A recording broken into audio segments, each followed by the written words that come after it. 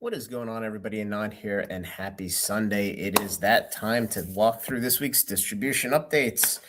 So it looks like, let's start with Dragon Ball. So the new Fusion World set comes out, I believe it's this week coming up. It is FB10.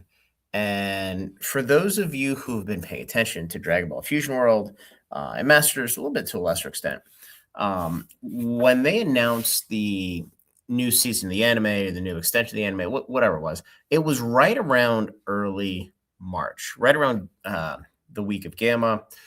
And FB10, the order window had just closed. So FB11 was really the first set that had a full open order window with the prices of the stuff going absolutely crazy. I will tell you that FB10, from what I'm told, was only lightly allocated. We placed an order with our OP vendor, or our OP distributor late, and we got 100% of the allocation. Now, granted, it wasn't hundreds of boxes, but it was not super difficult to get, nowhere near as difficult as what the rest of the Bandai games are, especially now. So that being said, let's talk Final Fantasy TCG. I don't think there's much to talk about here.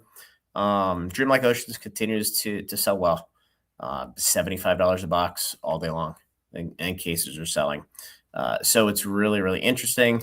Flesh and Blood, this will be my down note for this. The Omens of the Third Age, Rudy put out his video. He did his sale. It did not sell out for Rudy. If it does not sell out for Rudy and something like Shard Bugs does, which albeit a lot more fun to look at than Flesh and Blood, unless you're playing the game. And I'm not going to bash Luis because I met the guy a couple times. Flesh and Blood's a fucking dumpster fire right now. The expected value of Omens right at release is like $80 a box. Mind you, distribution price is just under $70. So the expected value of these boxes is already below their bullshit map policy.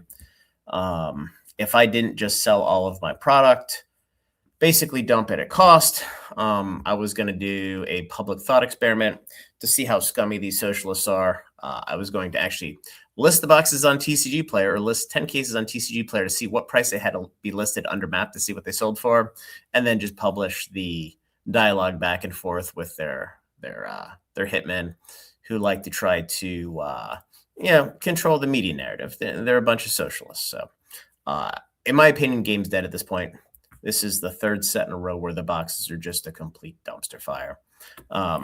So it's unfortunate. And then you have all these other garbage products coming out. The set isn't just never going to perform in the US market. And it is what it is. The players don't want to pay for cards. Players don't want to buy boxes. And if people don't want to buy boxes, then you can't have cheap cards. And then the entire ecosystem just crumbles. And LSS's socialist mindset is, well, you know what? We're gonna monitor folks that drop the prices and follow the free market because that's really bad for us. Even though we make a complete dog shit product that nobody fucking wants and nobody wants to pay for, we have to make sure that you have to sell it artificially high. Doesn't work in these country, guys. Sorry, your game's fucking dead. Let's see. Moving on, Gundam. We talked about this last week. EBO1. Super, super tight printed. My understanding is distro got somewhere around 7 to 8% of what the orders were. And it looks like the total amount of product for this is like 20% of what GDO04 was. So if you can get the boxes cheap, I highly recommend you get them. I see zero scenarios where these boxes are $100, $110 at release. If they are, I'm going to buy every single fucking one because they're going to get eaten up so quickly. It's going to go nuts. The other thing I do want to mention, GDO3 still Requiem, and Dual Impact was GDO2. They are getting close to pushing that 6,000 box number on TCG Player, where everything's starting to dry up and they're going to start to go parabolic. Just want to get that out there. Phantom Aria GDO4 is actually selling better than all of the sets so far. So there is a lot of interest in the product. There's a lot of sell-through. You just don't hear that much about it because it's hard to get allocations for this right now because they are keeping things tight because they want the value of the product to go up.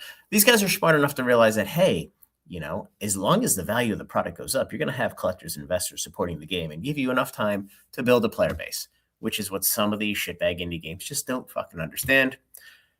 But it is what it is. Yes, I'm looking at you, Riftbound. You guys know you have a problem, but I digress. Hololive we talked about last week. I'll mention again the Somerset. Lots of boobs. It's going to sell. Also, I did look at the last couple sets, and the boxes are all sitting around $75 for something that's in the mid 40s at distro price.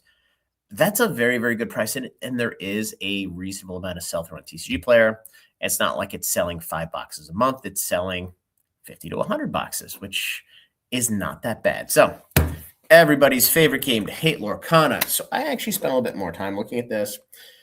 Every set after the first 3 through Fabled is absolute dog shit dead money. Like the boxes are in the 90s. Some of them, I think Ursula's in like the 80s. Just complete overprinted garbage. Everything after Fabled is also overprinted garbage. However, while in my view and my understanding, the print runs have remained about the same, Fabled aside, Fabled was super tight. The demand for the product has increased exponentially. Wilds Unknown boxes were pushing 150, 160 this weekend, and they keep getting bought out. Shockingly, this is what happens when they sell it on Amazon. They cut off the sale early when the boxes are at 180, and every Timmy with an IQ of 72, I was going to say 69, but whatever, of 72, looks and says, oh my God, they're sold out. There's so much demand for this product, because people in the TCG space, they look at the data and their brain turns it into what they want to see. That being said, Attack of the Vine, the boxes are going to be a home run at release.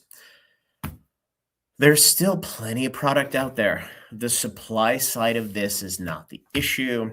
I was able to, for Wilds, for Attack of the Vine, reach out and get multiple hundreds of boxes for this stuff. It's just the supply isn't nearly as tight as what people think it is, which is why the prices continue to move up. So that being said, we're going to talk My Little Pony, because here's an update for all you little bronies out there. We have announced a My Little Pony set 3, which is a Halloween set, and My Little Pony set 4, which is a Christmas set. Does it get any cuter than that? No, it really doesn't. So that's interesting. Now, what I don't quite understand here is set number 2 is a 9/1 release date, but then the Halloween set is supposed to be a 9/25 release date, and then Christmas is October 30th. That release schedule doesn't make a whole lot of sense unless they're going to move Booster Set 2 and pull it back into like August. But again, that is a very, very aggressive release schedule. But the boxes are selling. That's all I have to say. One Piece OP16 pre-release weekend, I believe, was this weekend. Do not see nothing yet on OP17, nothing on OP18. Remember, OP17, it is moved up to August for the release date. It is being released in tandem with the Japanese version for the first time. It is going to be the anniversary set last year. OP13, I think, was an November release. It is accelerated this year. So we are going to have OP18. We get the extra set this year. That's going to come out in November. But again, OP17, for those of you who don't know, for anniversary sets, they tend to print double to a little bit more than that. I would imagine they're probably going to print 2.5 times what they did for OP13, since you have 2 new distributors.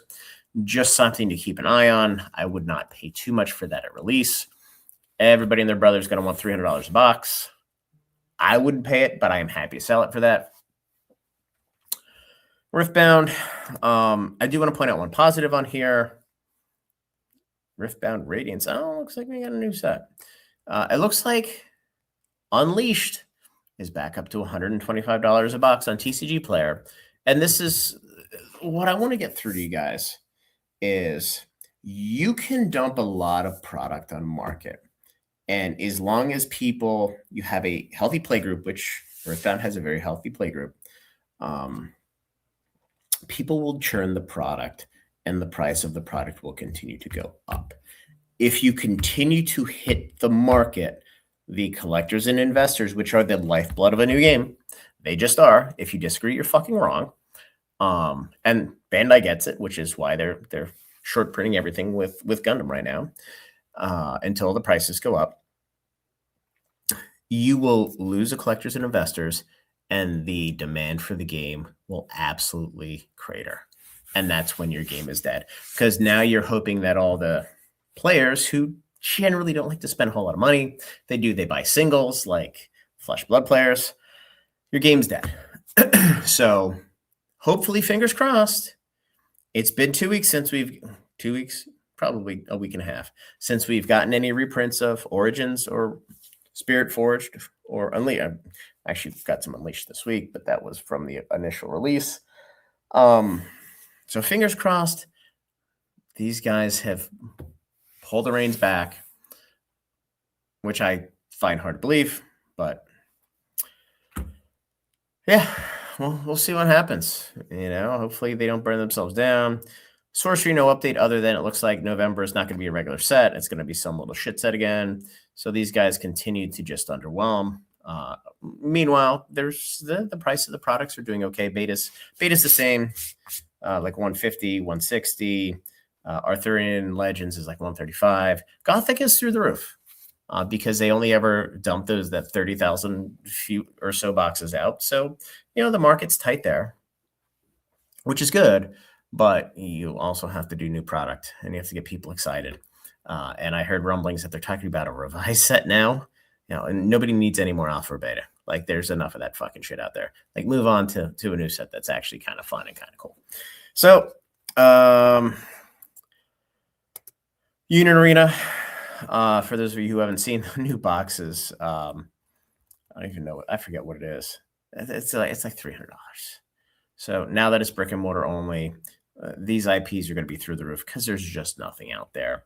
Also, somebody had asked me on the Dragon Ball Fusion World approximately how many boxes hit the U.S. market per set. My best guess is between 40 and 50,000 boxes. Could be high, could be low, but that is my best guess. Weiss. We're going to talk about Weiss. We're going to talk about Weiss because we now have a banger coming in July.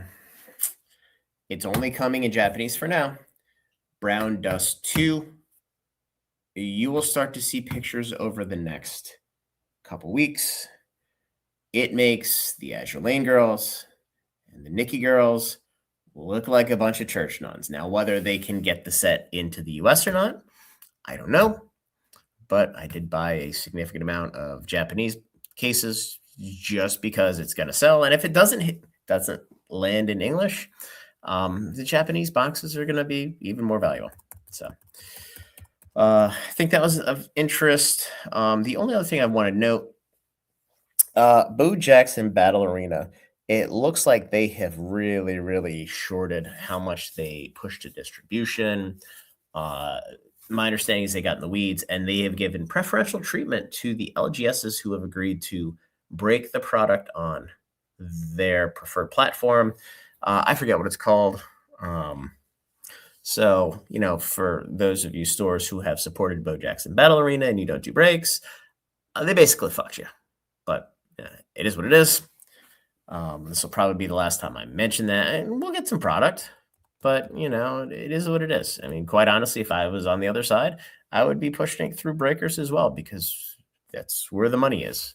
It is a sports product masquerading as a TCG, not the other way around. So, moving on to the train wreck, that is Magic.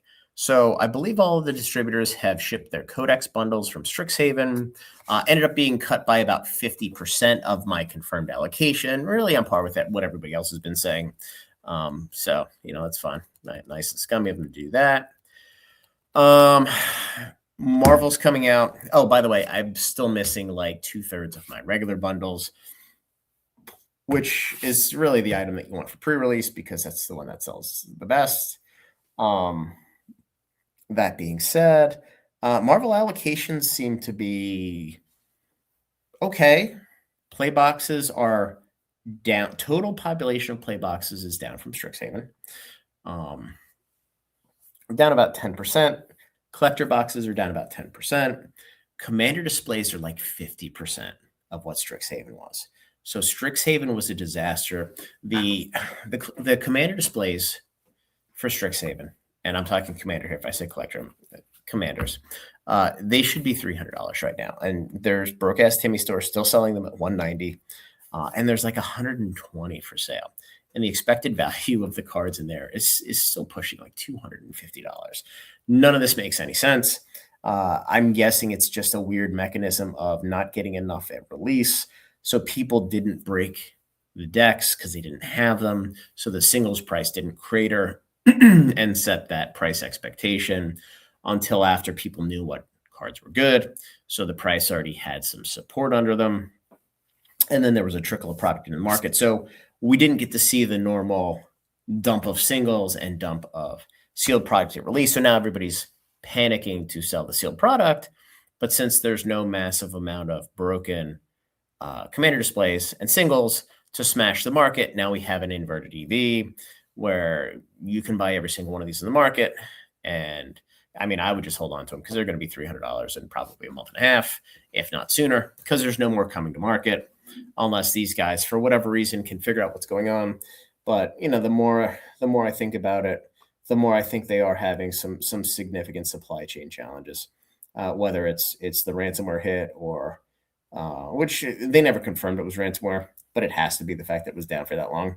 Because generally speaking, the insurance negotiators go in and they talk through things and they basically lock your system down until they can minimize their own damage. They don't really give a fuck about the damage to the business.